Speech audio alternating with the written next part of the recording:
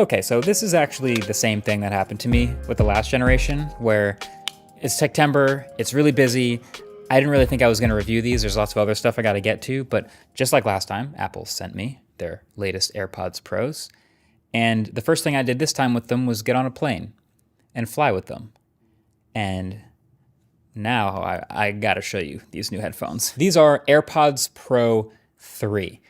They look physically almost the same as AirPods Pro 2, but there's actually a host of new things here. And the thing is, I'm not normally an earbuds person, and I'm certainly not typically a wear my headphones all day, every day type of person, like so many are. But with all the improvements that they've stacked up in this third generation, I get it. I totally get it. And I think there are a lot of things in here specifically made for that type of person. But first of all, they still sound really good. This was one of the first things I was impressed with the last gen, and I even did some back-to-back listening, and I think these sound even a little bit better. There's more strong bass and low end, while still keeping, a totally full mid-range and crisp, bright highs, and very little high-volume distortion, and they do seem to get even louder too. And there's a couple reasons behind this sound improvement. If you look very carefully, you'll notice the vents are actually slightly bigger, and the interior is redesigned to allow for more airflow, so I'm betting that's where a bit of that better bass response comes from. But then also the ear tips go into your ears at a slightly different angle, which you can tell if you look at the second gen right next to this third gen. And the new ear tips are also bolstered with a little bit of foam inside the end. So they're not fully foam ear tips, they're still silicone, but you kind of get the best of both worlds now.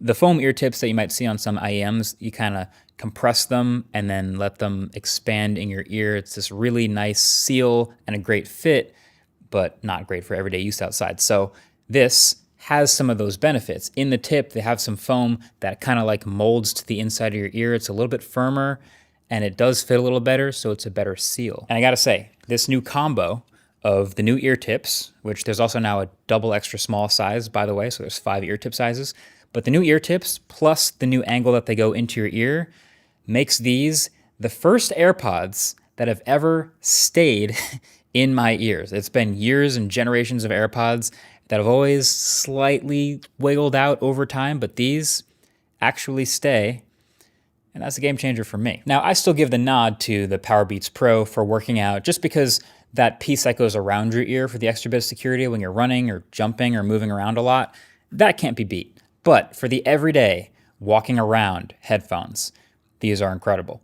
They've also added IP57 dust and water resistance for the first time. So they were IPX4 before, which meant they could take a splash or a sprinkle or go out in the rain, but now they are protected against a little bit of dust, and they can fully survive being submerged underwater. So that's better for heavy rain, better for spills especially, and even better for a ton of sweat. Like if you somehow sweat so much that AirPods couldn't handle it before, they can now handle it. And turns out this case is also IP57 rated as well, which is nice, but that does actually mean it's a new case. And so the more you look at this new case, the more you'll notice there's a bunch of other little small differences here as well. Like it's a tiny bit thicker and taller because of the new shape of the buds. And then also the cutout for the pairing/battery indicator light is now gone, but the light's still there. It's just behind the plastic now and quite a bit brighter. Clean. And also, just like AirPods 4, the pairing button is gone from the back. So pro tip, if you do need to manually pair these to a non-Apple device for some reason, like a computer or an Android phone, you have to open the case and double tap the front to put them in pairing mode. Then there's also a next generation ultra wideband chip in the case, which means you can do precision finding from 50% further away, which is extremely convenient. Honestly, might still be an underrated feature. The old buds don't fit in the new case, and the new buds don't fit in the old case, by the way, just in case you were wondering. And then there's also some articles about how these don't seem to come with a charging cable. And that's true. I unboxed them. Sure enough, there was no USB Type-C cable in that box. But also, neither do AirPods 4. And I think, to be honest, like most other headphones come with a charging cable, but I think Apple is assuming, probably fairly, that if you're buying the new AirPods, which suck to use with any non-Apple device, then you 99.9% most likely already have an iPhone from the past 3 years, and therefore already have a USB Type-C charger. Or you already have an Apple Watch, which it can also use that charger. Or you already have some MagSafe puck somewhere that you can also use. They're probably right. But also the battery life is actually longer on these too. So they'll do 8 hours with noise cancellation, up from 6. So you can ignore your coworkers for an entire uninterrupted 9 to 5.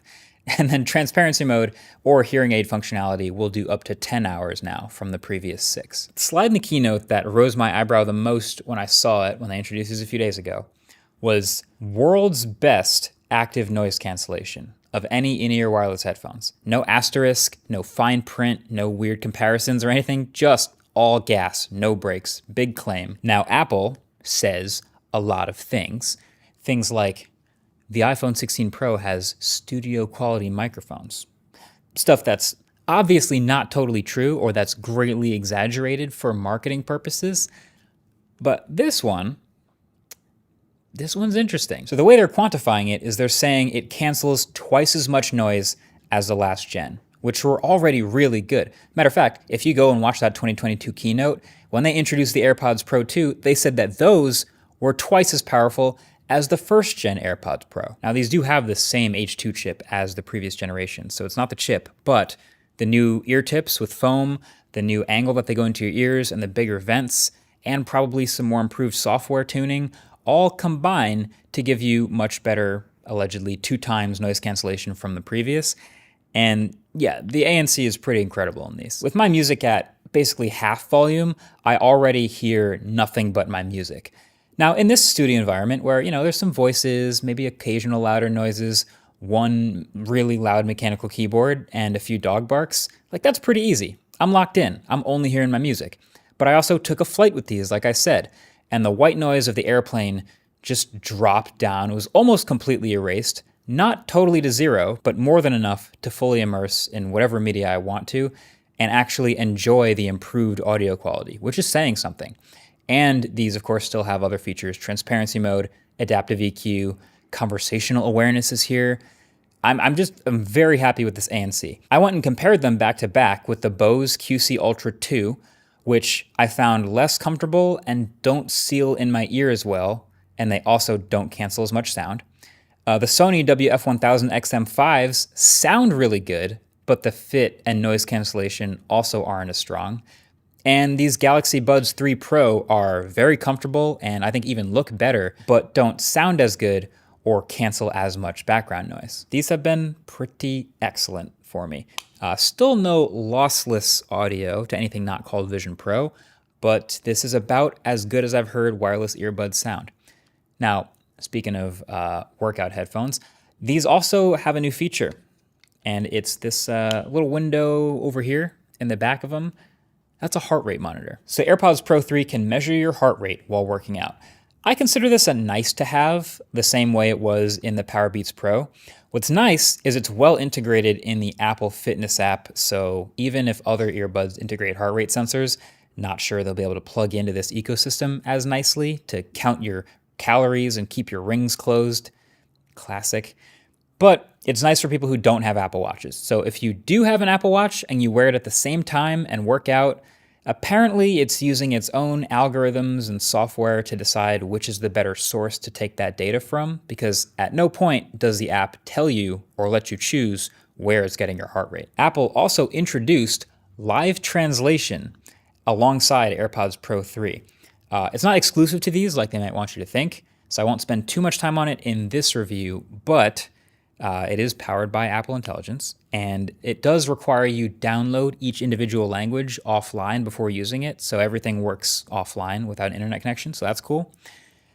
And I'm starting to think this is the perfect year to do a big comparison just on all these live translate features, because it seems like 2025 is the year of live translation. And there's a bunch of different versions of it, and I kind of want to see which one's best. Like, is it a phone app, or is it phone plus headphones? Or will it be smart glasses with AI? Or will it be a pin? Nah, it probably won't be a pin. But this really feels like the year live translation actually finally became possible. But overall, okay, better fit, better sound, better ANC, IP rating now, better battery life. all for the same price, I get it. People who wear AirPods all day are going to love these things. People who sometimes wear AirPods are also going to love these things. Honestly, the only reason they're not about to become my new dailies is because I still prefer over-ear headphones. So I mostly still use my Sonys for traveling and listening to music and watching movies. Anytime I'm on a plane, I have these. And then when I work out, it's back to dedicated workout headphones, which for me are still the Power Beats. But if you want one pair of headphones to do everything, or if you're on the fence, like, these really don't have any weaknesses if you're an iPhone user. Well played, Apple. Well played. Now, fun fact, the original AirPods were announced 3,295 days ago, and they still look like this. Like, the tech has gotten way, way better, but all these generations later, they still go with this small, white, glossy dental floss case. So, channel sponsor dbrand can change that, because the grip case for the AirPods Pro 3 is a great way to keep that charging case safe from scuffs and scratches and drops, but I'm really just into how you can change up the look of the things, because you can customize it literally dozens of ways. I've got the matte black one here, but they've got a ton of options to choose from. And it goes perfectly with any of dbrand's phone cases, like this grip case, which can also be customized to match your AirPods, or even dbrand's new tank case, this super overkill tactical looking case they've launched alongside the iPhone 17 series. So if you're like me and you wish there was a matte black iPhone 17 Pro this year, well then either of these are pretty good options. So if you are trying to pick up a case for your AirPods or your iPhone 17, then I highly recommend checking out dbrand. Link will be down below. Thanks for watching. Catch you very soon. It's Techtember. I'll catch you real soon in the next one. Peace.